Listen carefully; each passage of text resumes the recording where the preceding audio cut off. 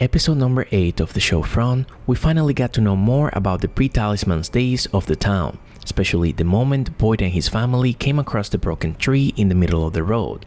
Episode number 8 was divided between flashbacks of Boyd's early days in the town and the present aftermath of the events that took place during episode number 7. Here are the highlights. 2019, Boyd's family arrives in the town. Towards the beginning of episode number 8, we see Boyd driving with his family, his son Ellis and his wife Abby. During this flashback, we learn that both Boyd and his wife have a military background and were transitioning into retirement. We find out that Boyd has served in the army for 30 years, and his wife had served in the Marines. Boyd's military experience appears to have been focused on mobilizing operations, especially in the most hopeless of military scenarios.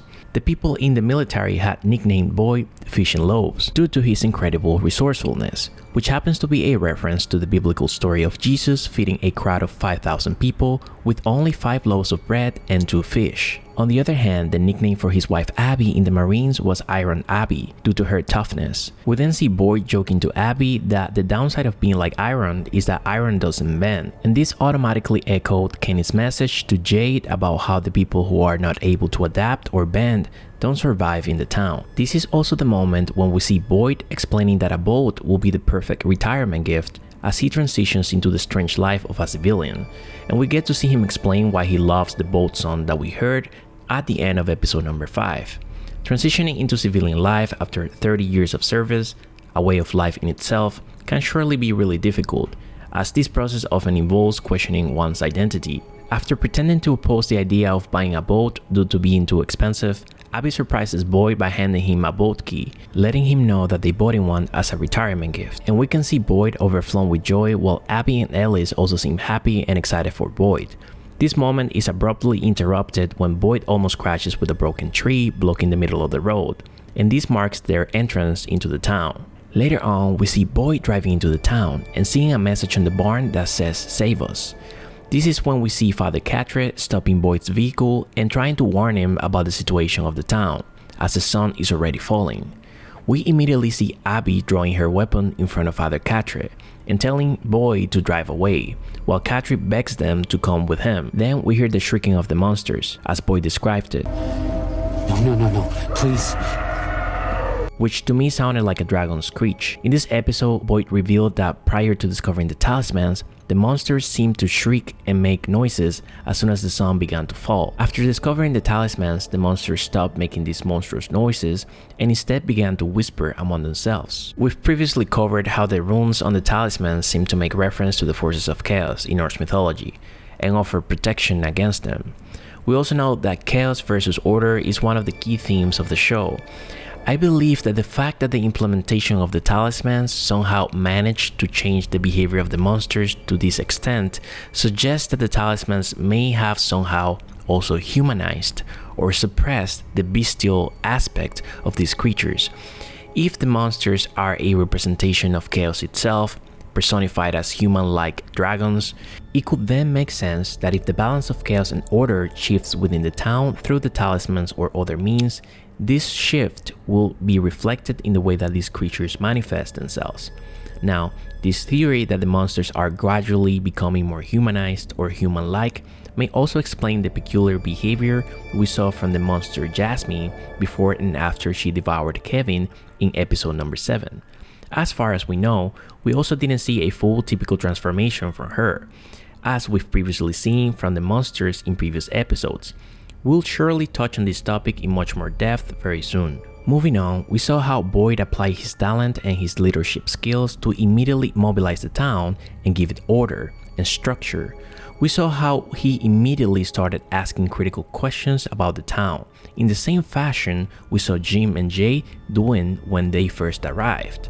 We can also see how it seems as if everyone in the town has somehow been drafted into the town because of their unique backgrounds, to serve unique roles, like chess pieces, one may even say, or as an army. In this episode, I also noticed that it was not the talismans themselves that ultimately brought order to the town, but Boyd's unique mind and resourcefulness to bring people together and make the best out of the worst possible situation, as if it was a miracle. Only on the first date, Boyd was able to see things that the other people of the town weren't able to, given that they were paralyzed with fear, especially things that were right in front of them, like the goats and the chickens roaming around the edge of the forest.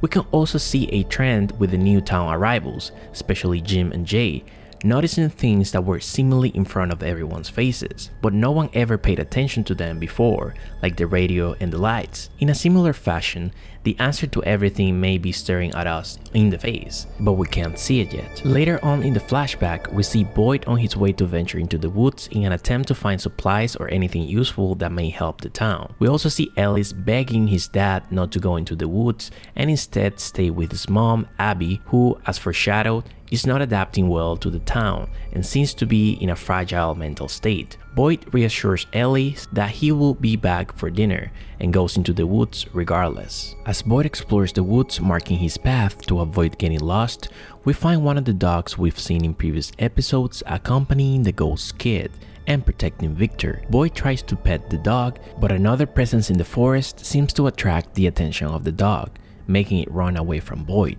Boyd tries to catch up with the dog and ends up getting lost as the sun begins to fall and the creatures begin to screech. Feeling that the creatures are getting closer, Boyd draws his weapon and prepares for the worst, when accidentally he trips into a small cave-like structure that's covered with talismans. Terrified, Boyd sees the monsters approach the entrance of the cave, but surprisingly, they turn away and keep moving. Given the behavior he's observed from the monsters before, this gives him a clue that the talismans on the walls may somehow explain why they weren't able to get in.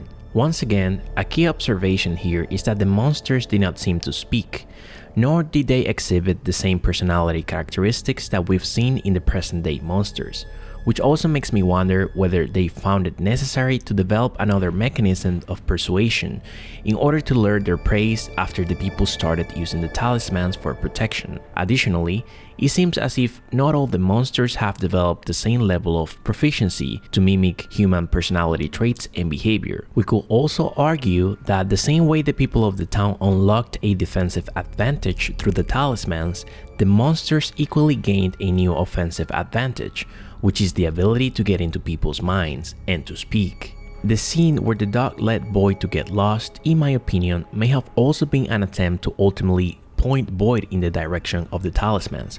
Since the dog seemed to be connected with the ghost kid and only Ethan and Victor are able to see him, it is then possible that the ghost kid himself was behind Boyd ultimately finding the talismans, but for some reason, he was not able to see the kid beyond feeling his presence, likely because Boyd does not have the childlike qualities that both Ethan and Victor have. Moving on, as Boyd returns from his quest, he hears gunshots coming from the town, and when he approaches to assess the situation, he finds Abby senselessly shooting the people of the town. Boyd draws his weapon and still struggles to make sense of the situation, while seemingly giving Abby some benefit of the doubt, asking her what is going on. Almost before shooting Donna, Abby begins to explain that everything is just a nightmare and she's helping everyone wake up.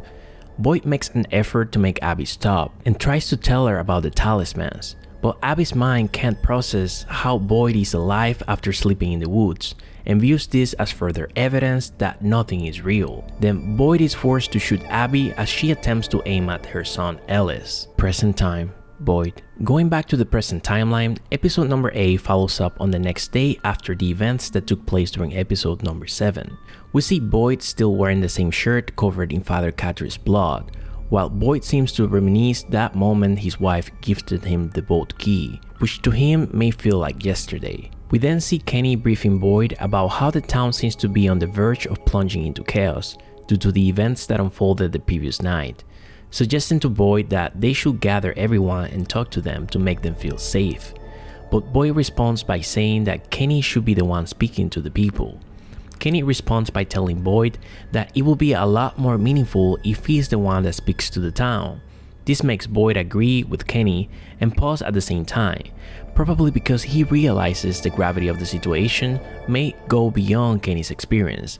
At the same time, Boyd explains to Kenny how Father Carteret risked his life to save him and his family when they first arrived in the town. Boyd then tells Kenny that he has something very important to do, and Kenny confronts him by asking what could possibly be more important than addressing the situation with the people of the town.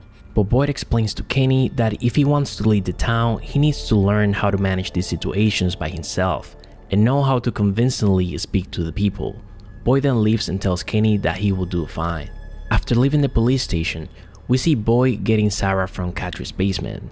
As they walk into the woods, he lets Sarah know about how the monsters went from shrieking to whispering after the talismans were discovered, and cynically asks Sarah if the voices have told her anything about that.